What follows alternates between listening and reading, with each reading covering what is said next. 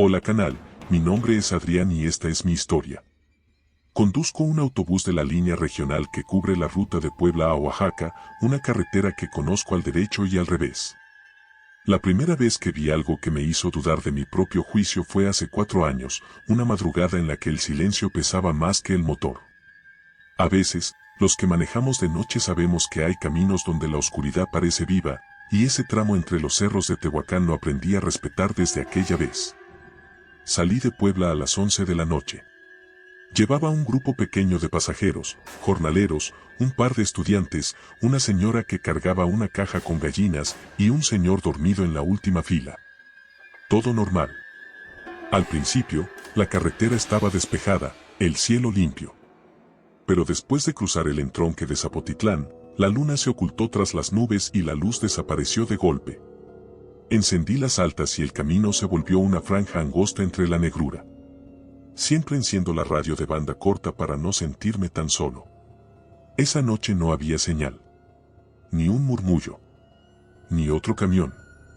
La sensación era como si el mundo se hubiera apagado detrás de mí. A eso de la medianoche, noté algo raro, una figura parada justo a la orilla del acotamiento.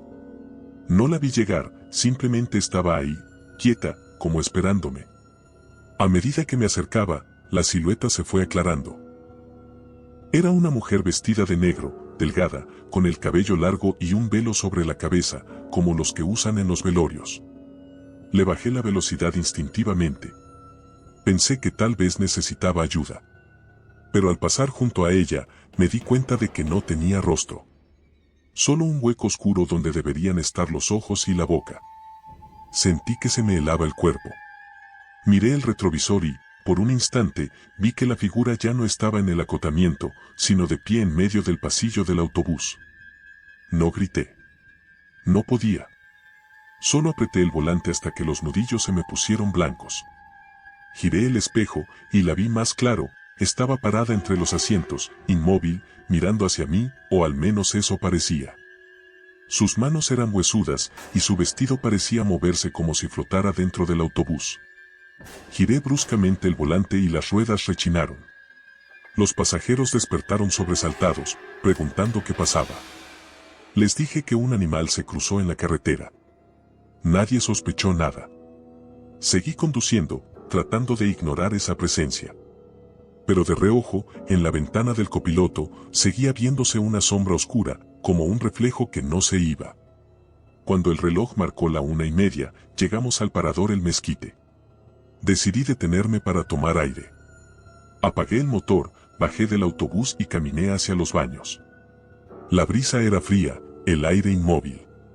Cuando regresé, la señora de las gallinas estaba parada en la puerta, pálida. Me dijo que había soñado con una mujer que caminaba entre los asientos y susurraba algo en cada oído. Me limité a sonreírle con nerviosismo y le pedí que volviera a su asiento. Pero antes de subir, me atreví a mirar por la ventana del autobús.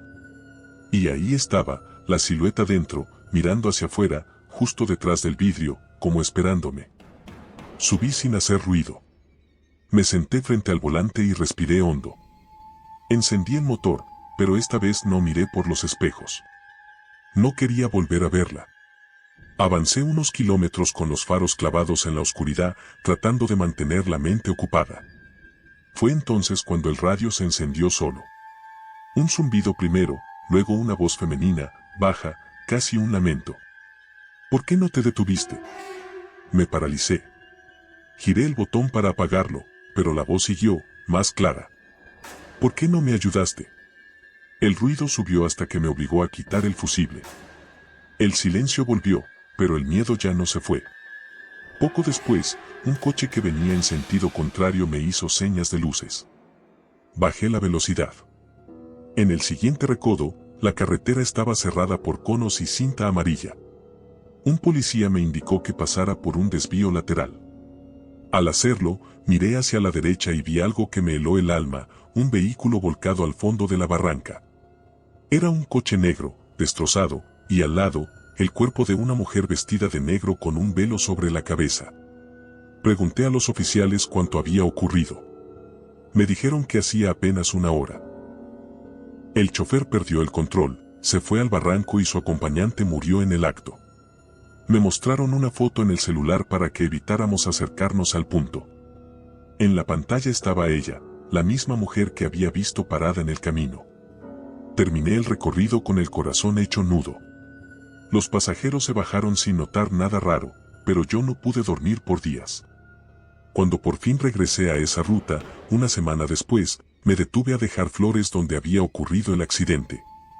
Bajé del autobús, caminé hasta la orilla y coloqué el ramo.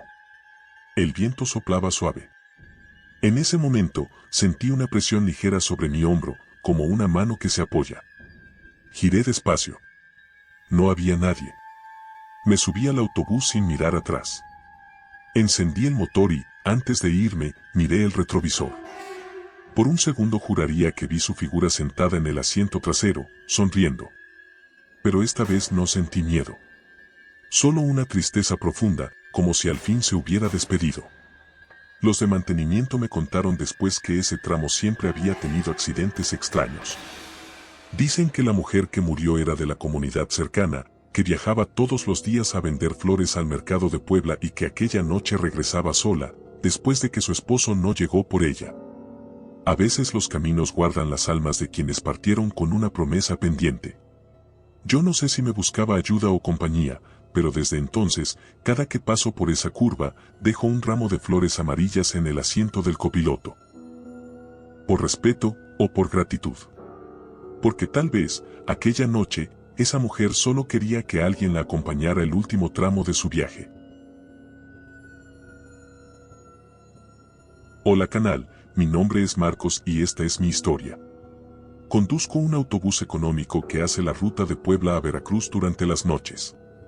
A esas horas, Cumbres de Maltrata es otro país, la sierra se levanta como un paredón, el aire se enfría hasta picarte la nariz y los faros apenas arañan una negrura que parece empujar de vuelta. Uno aprende a bajar con respeto, jugando con freno de motor, sin confiarse, porque en cada curva hay cruces clavadas por alguien que nunca llegó.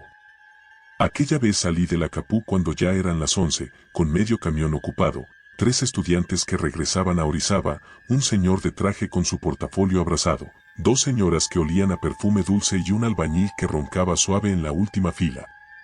El cielo estaba despejado, pero más allá de esperanza, soplaba un aire extraño, seco, que levantaba polvo fino aún sin ver camiones adelante. Me dieron ganas de poner música, pero preferí el radio de banda corta como compañía. Solo se oía la estática, esos chasquidos que se meten por las bocinas cuando la sierra se come la señal. Bajé velocidad para encarar el tramo fuerte. El tablero iba bien, temperatura, presión, todo en su sitio. Apreté los guantes, respiré hondo y nos dejamos ir cuesta abajo.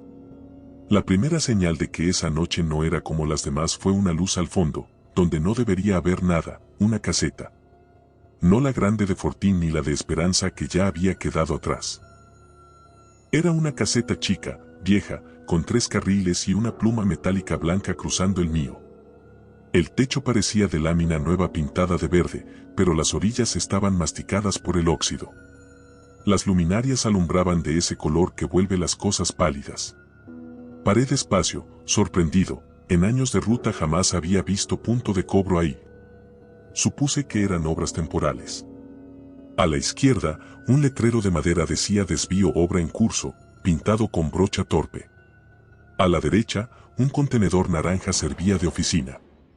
En mi carril, un cobrador con chaleco reflejante me hizo seña. Levantó la vista apenas, sin interés. Tenía la cara tiznada y las manos color tierra. Abrí la ventanilla, el aire olía a metal caliente, como si alguien hubiera soldado algo hacía poco. Buenas noches, alcancé a decir, por cortesía. No respondió. Me extendió la mano abierta. Dentro traía un rollo de boletos de papel delgado. Eran azules, de los antiguos, con una franja plateada a un costado y casillas para fecha y hora impresas con tinta pobre. Me pasó uno. La fecha decía, 18 de mayo. La hora, escrita con pluma, casi la medianoche. Esa forma de escribir me brincó al instante, nadie en casetas anota con letra, menos el tiempo en palabras. ¿Cuánto es? Pregunté, buscando cambio.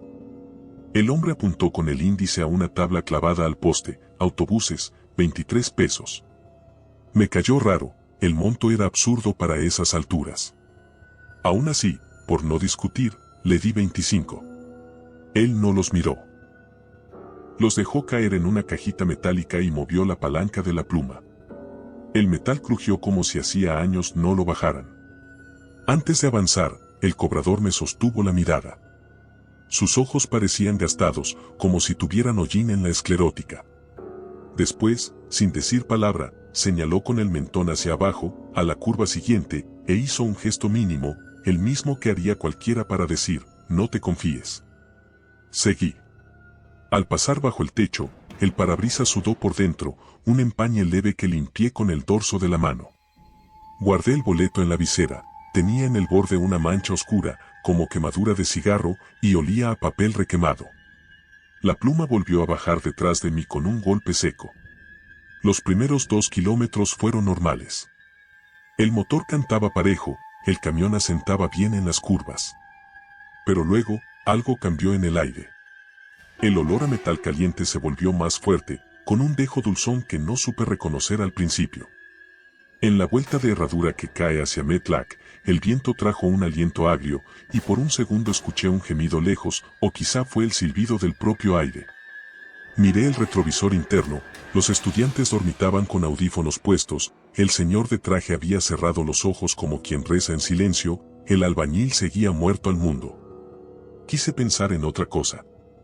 A mitad de la siguiente recta, vi humo pegado al asfalto. No era neblina, era humo de incendio, graso, arrastrándose paralelo a la carretera. Mis faros le buscaron el origen, pero no había llamas. Había, sí, manchas en la malla de contención, marcas negras, como si el fuego las hubiera lamido mucho tiempo. Bajé a segunda con freno de motor. A la izquierda aparecieron unos conos plásticos derretidos pegados al piso, deformes, quietos como animales dormidos. Nadie más en la vía.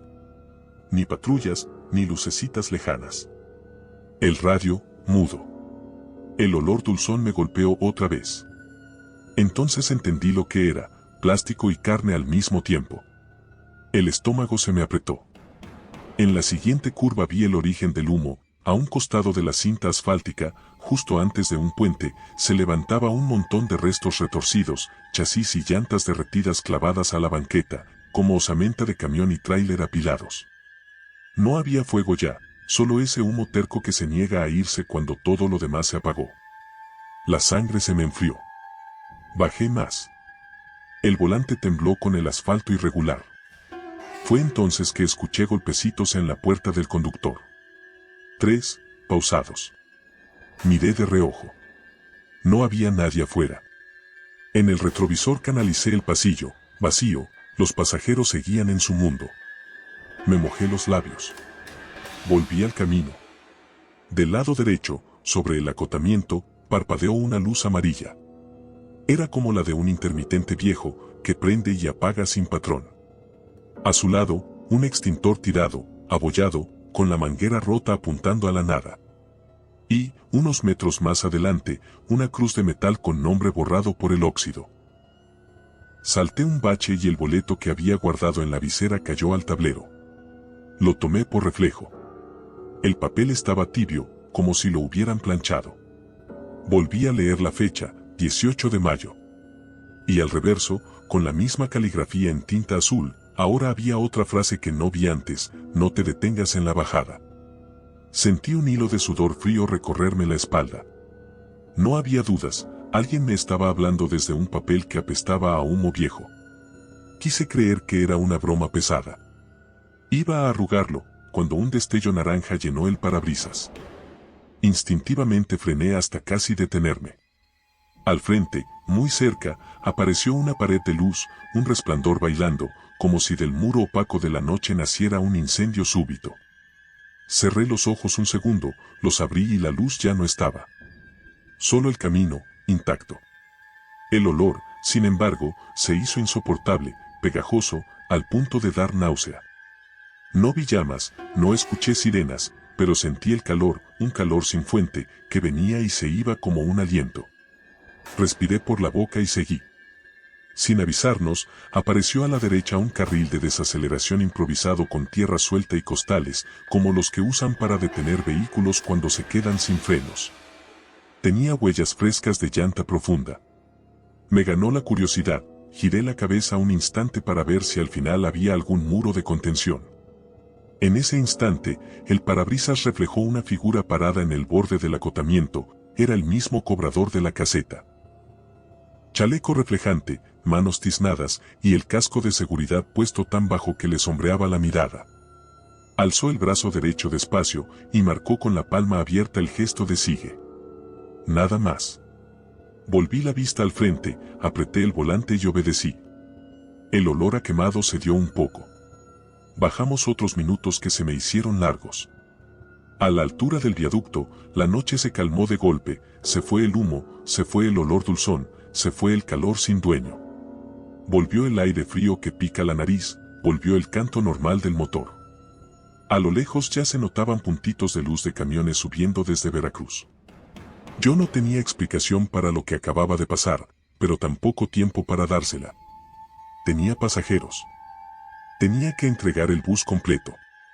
En la parada de Fortín me orillé para quitarme ese temblor de manos que se me había instalado. Apagué el motor y me quedé escuchando el crujido del metal al enfriarse. Los estudiantes bajaron por snacks, el señor del portafolio prendió un cigarro lejos y las señoras fueron al baño. Me quedé solo, mirando el boleto raro sobre el tablero. Lo tomé otra vez. La tinta azul que decía casi la medianoche se había corrido, dejando una lágrima. En la esquina inferior, al calor de mis dedos, aparecieron letras nuevas, apenas dibujadas, que no estaban hacía un minuto, no pares si ves el resplandor. Tragué saliva. No lo dije a nadie. Guardé el papel doblado en la cartera. Al llegar a la terminal de Veracruz, ya en la madrugada larga, fui a la oficina a reportar el incidente como humo en la bajada, posiblemente quemas. El despachador me miró con cara cansada y no dijo gran cosa. Nos despedimos. Me fui a la casa que rento con otros conductores cerca del puerto. Antes de dormir, por puro desasosiego, busqué en el celular caseta en Cumbres de Maltrata. Las notas que aparecieron me pararon el corazón. Años atrás, 18 de mayo, un choque en cadena entre un autobús y varios tráileres provocó un incendio brutal en la bajada. El fuego alcanzó las oficinas metálicas de una caseta de cobro temporal que habían instalado por obras, y 2 cobradores quedaron atrapados. La caseta ardió como caja de cerillos. Hubo más de una decena de muertos, varios calcinados. Cerré el celular sin seguir leyendo. El sueño me cayó encima con la pesadez de una losa. 3 días después me tocó el regreso de Veracruz a Puebla. Ya en la tarde, con el sol alto, pasé por el tramo donde vi la caseta. No había nada. Ni la pluma, ni el contenedor de oficina, ni letrero pintado a brocha. Solo un borde de tierra con maleza crecida y, si uno se fijaba bien, un rectángulo de asfalto más oscuro donde alguna vez se montó algo pesado. Me debí de tranquilizar, pero lo que sentí fue lo contrario, una incomodidad de saber que lo que me paró en la noche no estaba en el día. En Maltrata hay un paradero pequeño donde los traileros comen tortas de milanesa y se pasan tips. Me metí a preguntar con cautela. Un hombre grande, con tatuajes en los antebrazos, me dijo sin adornos, la caseta vieja se prendió como horno ese día. El viento la traicionó. Dicen que los cobradores no alcanzaron a salir porque la pluma se atoró. Desde entonces, algunos la ven, pero solo de noche, y solo cuando la sierra quiere. Tomó un sorbo de refresco y remató, si te para, no te quedes mucho. Y no te detengas si ves luz donde no debe. Me regresé con esa frase rodándome en la cabeza. En Puebla, antes de entregar unidad, saqué el boleto de mi cartera para mirarlo de nuevo. El papel estaba más frágil, quebradizo en las orillas, y el olor a quemado persistía como si acabaran de soplar una vela. Por el reverso, la tinta había terminado de dibujar una última línea en esa caligrafía áspera, devuélveme al kilómetro donde ardí. Yo no soy de creerme mensajero de nada, pero el impulso fue más fuerte que el escepticismo. Al día siguiente, pedí cambio de turno para regresar a Veracruz de noche, con la idea, absurda o no, de parar donde sentí el calor y dejar ahí el maldito papel. Salí cerca de las 10. El camión iba casi vacío. Antes de la bajada encendí las luces auxiliares y apagué el radio. Quería escuchar la sierra. El tramo donde todo comenzó se sintió distinto desde lejos, como si el aire tuviera más peso. A la derecha, un claro estrecho me indicó el borde donde habría estado la caseta. Orillé la unidad con precaución, prendí intermitentes y bajé con el chaleco. La noche no sonaba. Ni grillos. Ni motores lejanos. Solo mi respiración. Caminé hasta la franja de asfalto más oscuro. Ahí el olor volvió, tenue, pero inconfundible. El boleto temblaba entre mis dedos, tibio otra vez. Me arrodillé y lo dejé sobre el piso, clavado con una piedrita para que no se lo llevara el viento que no soplaba. No recé, no supe qué decir. Solo pensé en los nombres que no conocía. Dije perdón en voz baja y gracias después. Volví al camión con la piel erizada. Subí, cerré la puerta. Quise encender el motor y, antes de girar la llave, algo me obligó a mirar por el espejo externo. En el borde del claro, entre sombras, estaba de pie el cobrador. No se acercó. No hizo señales con la mano. Solo inclinó ligeramente la cabeza, como quien asiente. La pluma inexistente se levantó en mi cabeza con un sonido que solo yo escuché. Puse primera. El olor doliente se aflojó, como si abrieran una ventana en un cuarto viejo. Bajé la sierra con calma de examen. No hubo humo pegado al piso. No hubo resplandores sin causa. Las cruces al borde del camino brillaron con lo que les caía de mis faros, y nada más. Días después, un ingeniero de conservación de carreteras que a veces se sube a mis camiones me contó la historia completa sin que yo preguntara. Ese 18 de mayo el fuego corrió por la banqueta y agarró la caseta temporal. A uno de los cobradores lo hallaron junto a la palanca de la pluma, con las manos negras de intentar moverla. El mecanismo se había trabado por el calor. Lo identificaron solo por el llavero y la caligrafía en su libreta, anotaba la hora en letras cuando se acababa la tinta del fechador. Lo escuché en silencio, apretando el volante sin estar en marcha. En ese momento supe lo que ya intuía, el boleto con la hora escrita en palabras no era un capricho de espectro, era la firma de un hombre que siguió cobrando, y avisando, después de quemarse con su propio trabajo. Desde entonces, cuando alguien me pide un consejo para bajar por maltrata, no doy cátedra de frenos, aunque debería. Digo algo más simple, respeta las señales que ves, y también las que no deberían estar. Si un papel huele a humo aunque salga de una caseta que nadie más ve, léelo. Si una luz te quiere hacer parar a mitad de la bajada, no te detengas. Y si alguna noche, entre las curvas, te cruzas con una pluma que cruje como si llevase años sin moverse, paga y sigue. A veces, los que murieron ahí trabajan horas extras para que otros no se queden. No sé si devolviendo ese boleto al piso oscuro arreglé algo. Lo que sí sé es que, desde entonces, el resplandor que me buscaba dejó de aparecerme. Ya no me golpea el olor dulzón sin fuego. Y cuando paso por el lugar exacto, me parece ver en la orilla, por el rabillo del ojo, un chaleco que brilla apenas y una mano tiznada levantando la palanca de una pluma invisible, dejándome ir. Hola canal, mi nombre es Benjamín y esta es mi historia. He sido chofer de autobuses más de media vida, y en todo ese tiempo aprendí a distinguir los ruidos de un motor, los reflejos que engañan en los retrovisores, y los silencios que no pertenecen a este mundo. Pero nada me preparó para lo que vi una madrugada en la carretera que une Guadalajara con Tepic, justo antes del kilómetro 120, donde dicen que el cerro se traga la luz. Esa noche me tocó salida tardía. El viaje debía ser rápido, 3 horas y media hasta la terminal de Nayarit. Llevaba un grupo chico de pasajeros, una pareja joven, una madre con su niño dormido, un señor con gorra y una chica que se subió en el último momento con una mochila rota. Salimos pasadas las 10. El cielo estaba despejado, pero el aire tenía esa calma que precede a la lluvia. Subiendo por el tramo de Magdalena, una neblina delgada se acostó sobre la carretera, moviéndose como humo. Pensé que sería normal, esa zona amanecía húmeda.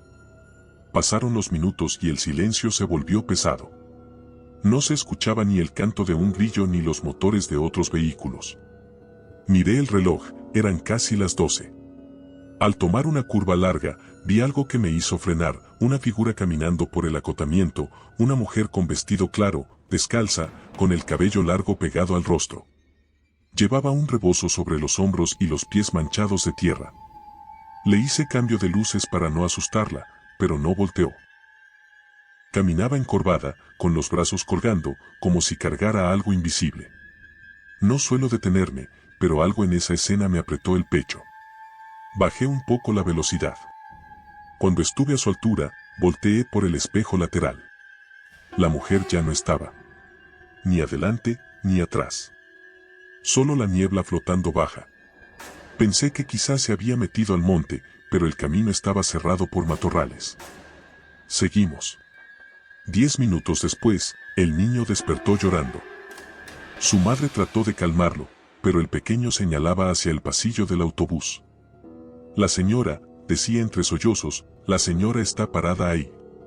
Todos volteamos. No había nadie. Pero el aire dentro del autobús se había vuelto frío, demasiado.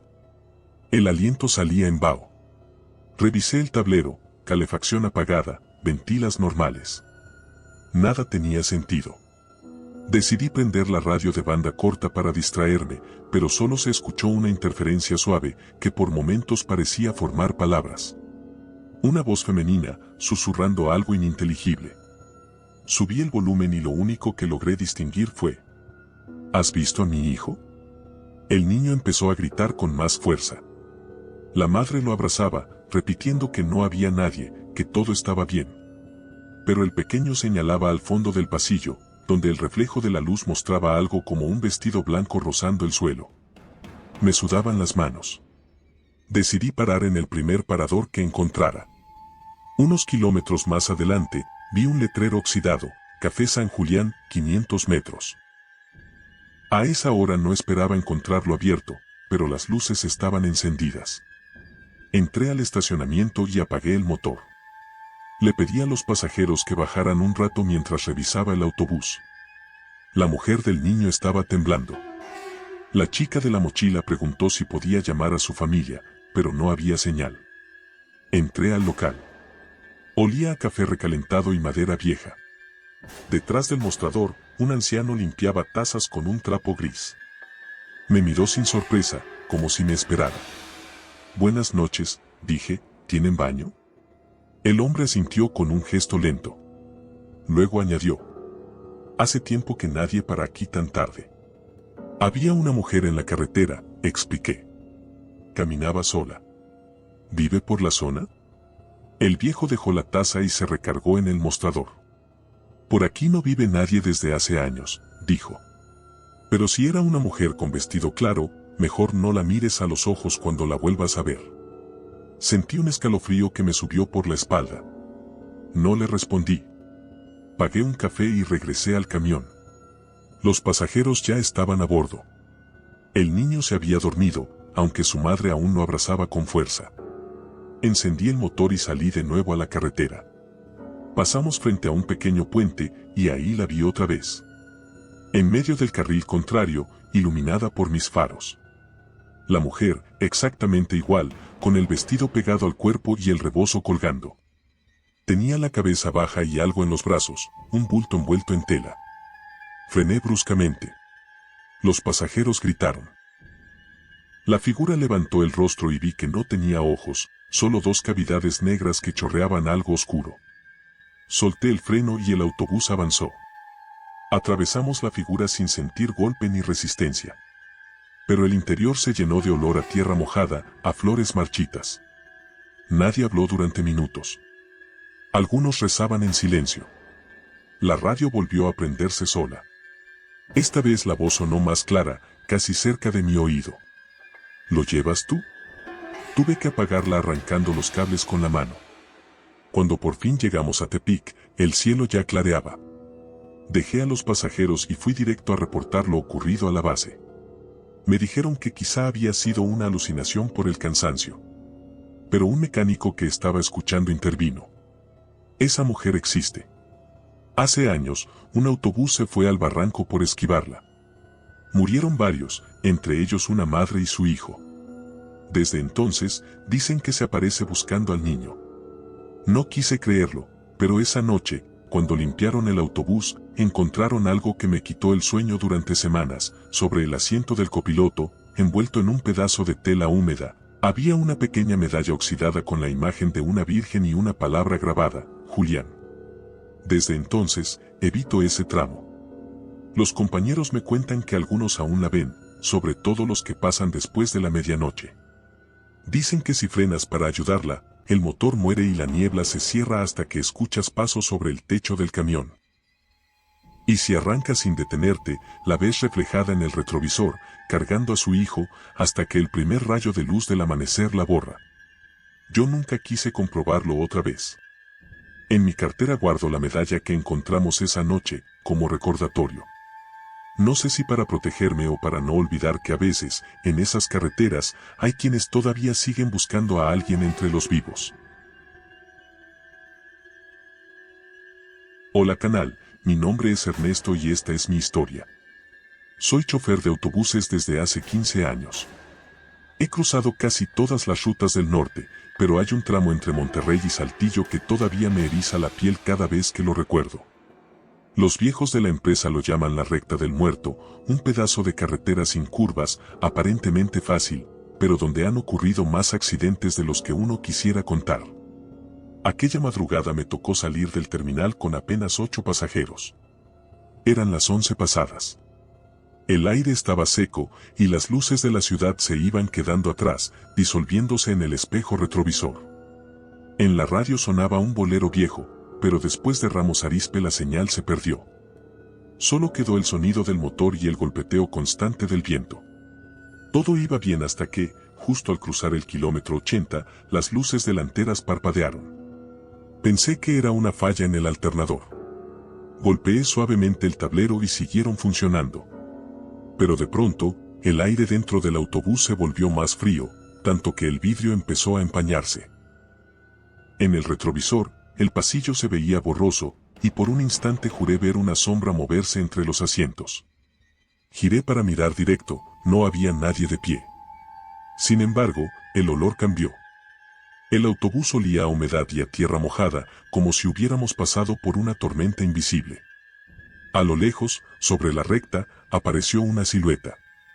Era un hombre caminando en el carril contrario, tambaleándose. Llevaba una chamarra oscura y los brazos colgando, como si estuviera agotado. Reduje la velocidad, temiendo atropellarlo, pero cuando lo alumbré con los faros, el tipo se detuvo y giró hacia mí. Su rostro estaba cubierto de sangre seca y su camisa abierta dejaba ver un hueco oscuro en el pecho, como si algo lo hubiera atravesado. No reaccioné. Solo seguí de frente. En el instante en que pasé junto a él, el parabrisas se nubló completamente y una corriente helada llenó la cabina. ¿Todo bien, joven?, me preguntó uno de los pasajeros. Asentí sin poder hablar. Cuando limpié el cristal con la mano, el camino volvía a estar vacío. Ni rastro del hombre, ni huellas, ni nada. Intenté tranquilizarme, pero el miedo ya se había instalado en el cuerpo. Puse el radio de banda corta, buscando alguna frecuencia abierta.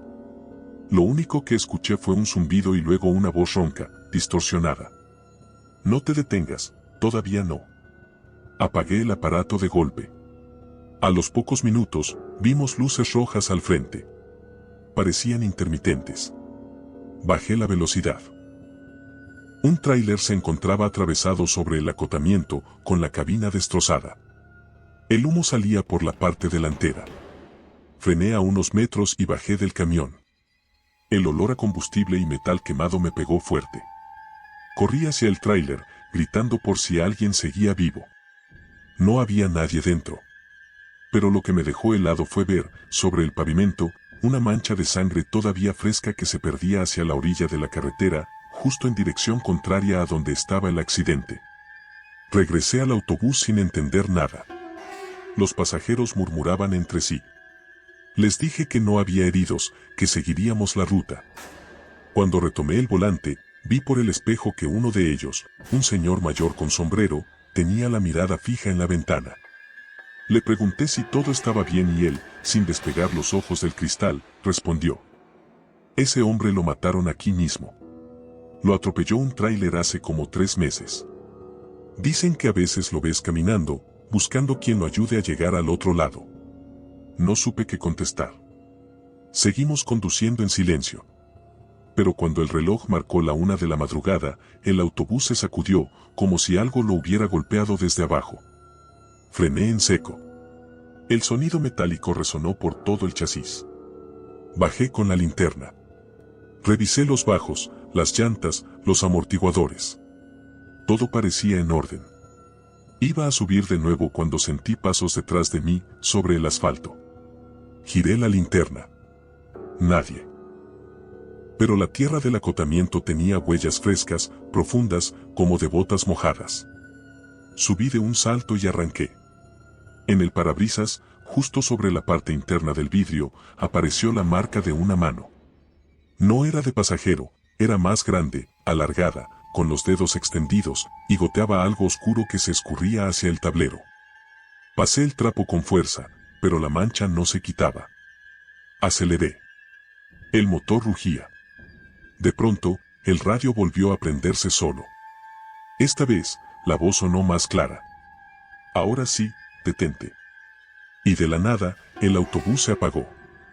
Todo quedó en silencio. Las luces, el motor, incluso el viento. Los pasajeros comenzaron a murmurar asustados. Intenté girar la llave. Nada. Salí al frente, abrí el cofre, y el aire afuera se sentía más pesado, como si la atmósfera hubiera cambiado. Fue entonces que lo vi otra vez.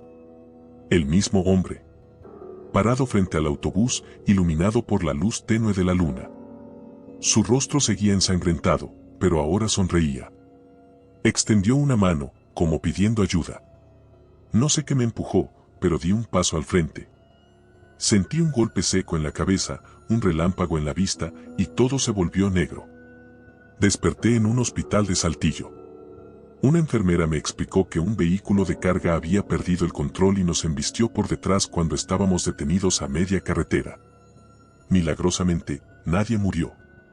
Pero el choque fue tan fuerte que el autobús quedó destrozado. Dicen que si no me hubiera bajado en ese momento, habría quedado aplastado por el golpe. Cuando me dieron de alta, un agente de tránsito me visitó para tomar declaración.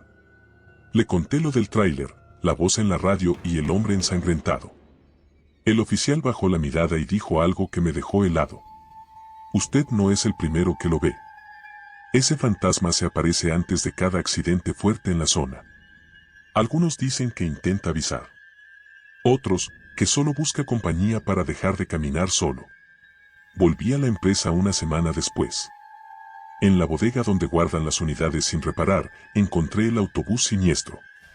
Todo estaba destrozado, menos una cosa, el parabrisas, intacto, y sobre él, todavía visible, la marca de aquella mano.